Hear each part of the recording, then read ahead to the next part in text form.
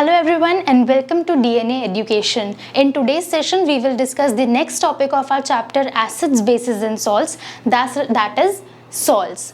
Now, as we have already discussed in our previous sessions, when an acid reacts with the base, neutralization reaction occurs and salt is formed. Now, the salt formed is hence a product of acids and bases. That is, जब acid और base react करते हैं तो salt बनता है. Now, salts can be neutral, acidic और basic depending upon कि कौन सा acid और कौन से base से react करके वो particular salt बना है. For example, if we react a strong acid with a strong base, we get a neutral salt with pH 7. Similarly, if we react a strong acid with weak base, तो strong acid की वजह से acidic character आता है salt में and pH is less than 7. Similarly, if we react weak acid with strong base, तो basic character रहता है salt में and the pH is more than 7. Now another term we have to study about is family of salts. जैसे कि हमने देखा कि salts acids and bases के derivatives हैं, तो इसी तरीके से अगर हम examples लें NaCl, Na2SO4, Na2CO3, तो इन सभी सॉल्ट्स में सोडियम मेटल इज कॉमन, तो इसको हम कहेंगे family of sodium salts. Similarly यहाँ पर potassium chloride, potassium sulphate, potassium carbonate, तो ये सभी salts are a family of potassium salts. तो ये मतलब होता है टर्म फैमिली ऑफ सॉल्ट्स का. इसमें सबसे इंपॉर्टेंट होता है सोडियम क्लोराइड, जो हमें अपने कोर्स में पढ़ना है.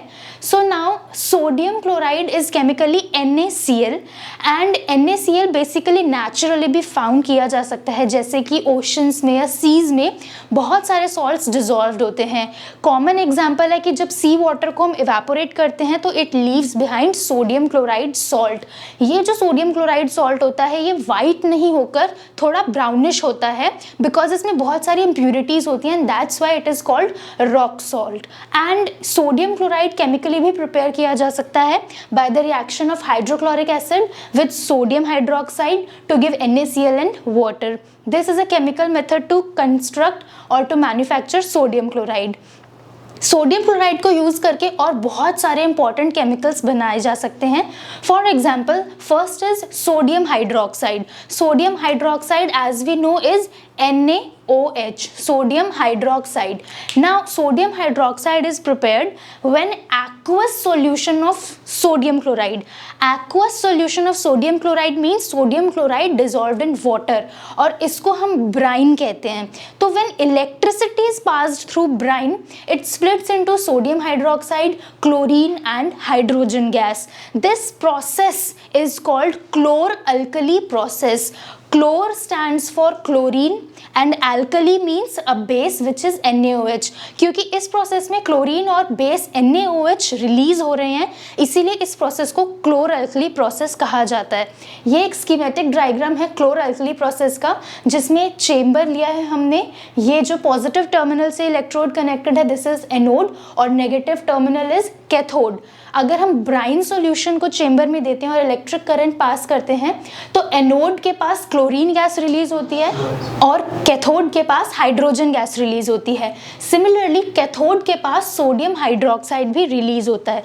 तो एक्चुअली 3 कंपाउंड्स रिलीज हो रहे हैं, chlorine, hydrogen and sodium hydroxide, और इन तीनों कंपाउंड्स के इंपॉर्टेंट यूजेस हैं.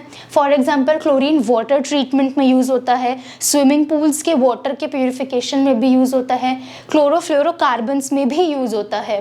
इसी तरीके से हाइड्रोजन गैस एक फ्यूल की तरह काम करती है, फ्यूल्स में यूज होता है. फर्टिलाइजर्स में जो अमोनिया चाहिए उसके मैन्युफैक्चर के लिए भी हाइड्रोजन यूज होता है. सोडियम हाइड्रोक्साइड सोप्स और डिटर्जेंट्स का एक की एलिमेंट है, इसी से सोप्स एंड डिटर्जेंट्स बनते हैं और पेपर मेकिंग इंडस्ट्री में भी ये यूज़ होता है. सिमिलरली मेटल्स को डीग्रीस करने के लिए भी सोडियम हाइड्रोक्साइड का यूज़ होता है. नाउ यूजिंग दीज कंपाउंड्स और बहुत सारे इंपॉर्टेंट कंपाउंड्स मैन्युफैक्चर किए जा सकते हैं. For example, bleaching powder. When chlorine gas is passed through lime water, which is dry lime water, then bleach is produced with release of water.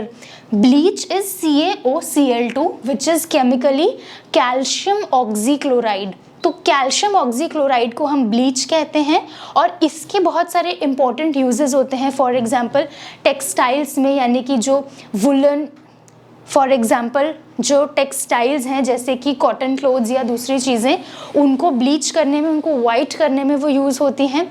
Water को disinfect करने में यूज़ होती हैं, जैसे कि हमने पढ़ा है वाटर ट्रीटमेंट प्लांट्स में वाटर की प्यूरिफिकेशन में क्लोरीन ऐड किया जाता है।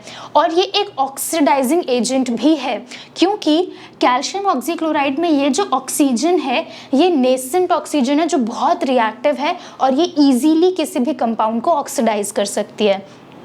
Another important compound is baking soda. Baking soda का chemical name है sodium hydrogen carbonate, which is chemically NaHCO3, and it is produced when sodium chloride reacts with ammonia in the presence of water and carbon dioxide. Then ammonium chloride and sodium hydrogen carbonate are formed और इसी को हम baking soda कहते हैं. Now this baking soda is slightly basic in nature और ये next reaction से हम prove कर सकते हैं, in which जब हम sodium hydrogen carbonate को heat करते हैं it splits into sodium carbonate, water and carbon dioxide. Now baking soda का ही एक वेरिएंट होता है बेकिंग पाउडर। तो जब बेकिंग सोडा को हम किसी माइल्ड एसिड के साथ मिक्स कर देते हैं, फॉर एग्जांपल टार्टरिक एसिड एक माइल्ड एसिड है, तो उसके साथ जब हम मिक्स कर देते हैं तो ये mixture is called baking powder. For example when NaHCO3 यानी कि baking soda is mixed with an acid, H plus here indicates a mild acid. तो इस मिक्सचर को जब हम हीट करते हैं तो carbon dioxide gas is released, water and sodium salt of acid is formed. Now ये जो बेकिंग पाउडर है जिसमें कार्बन डाइऑक्साइड पर्टिकुलरली रिलीज हो रही है, इसके बहुत इंपॉर्टेंट एप्लीकेशंस हैं। For example baking soda food को क्रिस्पी करने में बहुत हेल्प करता है, जैसे कि पकौड़ाज एट्सेट्रा जब फ्राई किए जाते हैं तो उनको क्रिस्पी करने के लिए बेकिंग सोडा यूज़ होता है। बेकिंग इंडस्ट्री में भी यूज़ होता है, फॉर एग्जांपल ब्रेड है या दूसरी और चीज़ें होती हैं जिनका हमें स्टफ़ इंक्रीज़ करना होता है, तो ये बेकिंग पाउडर जब हम ऐड करते हैं तो इसमें कार्बन डाइऑक्साइड गैस रिलीज़ होती है और ये कार्बन डाइऑक्साइड गैस डो को रेज करने में हेल्प करती है। जैसे सपोज ब्रेड का डो है तो वो रेज हो जाता है क्योंकि उसमें कार्बन डाइऑक्साइड गैस फिल हो जाती है जब हम उसमें बेकिंग पाउडर डालते हैं। Second is antacids, again because it is an acid based reaction, तो ये एंटासिड्स में भी यूज़ होता है ताकि जो एक्सेस एसिड प्रोड्यूस हुआ है स्टमक में उसके साथ जब सोडियम हाइड्रोजन कार्बोनेट रिएक्ट करेगा तो उस एसिड को न्यूट्रलाइज करके carbon dioxide and water release कर देगा। Same is in soda acid fire extinguisher. हमें पता है कि फायर्स के केसेस में ऑक्सीजन एक सपोर्टर की तरह काम करती है और कार्बन डाइऑक्साइड गैस एक एक्सटिंग्विशर की तरह काम करती है। सोडा एसिड फायर एक्सटिंग्विशर्स में NaHCO3 इंडिकेट सोडा और ये जो एसिड है this stands for this acid. तो ये सोडा एसिड का जब रिएक्शन होता है तो कार्बन डाइऑक्साइड गैस रिलीज होती है विच एक्सटिंग्विशेस फायर। ये बेसिक प्रिंसिपल है behind soda acid fire extinguishers. Another important compound is washing soda. Washing soda is chemically sodium carbonate, that is Na2CO3, when reacts with 10 molecules of water forms Na2CO3.10H2O. Now here it means कि water actually react नहीं कर रहा है sodium carbonate के साथ, वो physically attach हो गया है और ये 10 molecules of water एक molecule of सोडियम कार्बोनेट के साथ जब बाइंड करते हैं तो इस composition को हम washing soda कहते हैं। इसके भी कई सारे यूजेस हैं such as glass, soap and paper industry में वॉशिंग सोडा यूज होता है। Sodium compounds for example borax के मैन्युफैक्चर में भी ये यूज होता है। डोमेस्टिक अप्लायंसेस या इक्विपमेंट्स के क्लीनिंग में भी एज क्लीनिंग एजेंट ये यूज होता है। और ये removing hardness of water, hardness of water जो होता है उसको रिमूव करने के लिए भी वॉशिंग सोडा यूज होता है। For details about how hardness of water is removed और what are the actual processes, you will learn them more in higher classes, and you can also refer to our book of DNA education key points science class 10th. Now as we have seen that a single chemical compound sodium chloride, इसी से हम बहुत सारे अलग अलग salts और compounds को derive कर सकते हैं जिनका हमारी डेली लाइफ में एक वाइड स्प्रेड यूज है. Another concept is of water of crystallization. Now for example एक एक्सपेरिमेंट ऐसा किया जाता है जिसमें कि जो कॉपर सल्फेट होता है ड्राई पाउडर, उसको अगर हम एक टेस्ट ट्यूब में लें और उस टेस्ट ट्यूब के माउथ को कॉटन से कवर कर दें and then we heat the test tube, तो टेस्ट ट्यूब की वॉल्स पर वाटर ड्रॉपलेट्स अपीयर होंगी. इसका मतलब ये है कि एक्चुअली जो हमने ड्राई कॉपर सल्फेट लिया था वो ड्राई नहीं था, उसमें मॉइस्चर था. ये जो एक्स्ट्रा मॉइस्चर क्रिस्टल्स के साथ बाइंड होके रहता है, इसी को हम वाटर ऑफ क्रिस्टलाइजेशन कहते हैं. जब भी कोई कंपाउंड क्रिस्टलाइज हो जाता है और उसके क्रिस्टल्स बनते हैं तो अपने साथ कुछ वाटर मॉलिक्यूल्स को अटैच कर लेते हैं.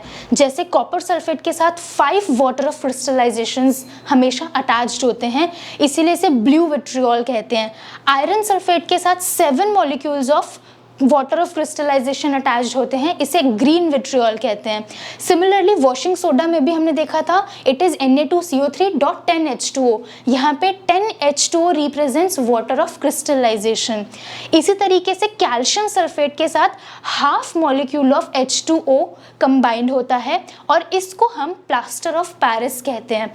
ये plaster of Paris usually white washing में भी यूज होता है और डॉक्टर्स भी जब फ्रैक्चर्स होते हैं तो plaster of Paris as a plaster लगाते हैं उन बोन्स को फिक्स करने के लिए. कैल्शियम सल्फेट के साथ ही अगर 2 molecules of water of crystallization है तो वो जिप्सम कहलाता है. इन दो कंपाउंड्स में सिर्फ वाटर ऑफ क्रिस्टलाइजेशन का डिफरेंस है और सिर्फ इसी डिफरेंस से ये 2 अलग कंपाउंड्स होते हैं and they are not single compound. For example अगर हम प्लास्टर ऑफ पेरिस को 1.5 मॉलिक्यूल ऑफ वाटर के साथ रिएक्ट करवाएं, it will form gypsum. While plaster of Paris is a white powder, gypsum is a hard solid mass. इसीलिए plaster of Paris को जब हम water में mix करते हैं तो वो powder से hard solid mass में convert हो जाता है, जो हमारे fractures में भी use होता है as plaster. So this is all about salts, and for more details you can refer to our book of DNA Education Key Points Science Class 10th. You can also go to our website for more updates. Thank you.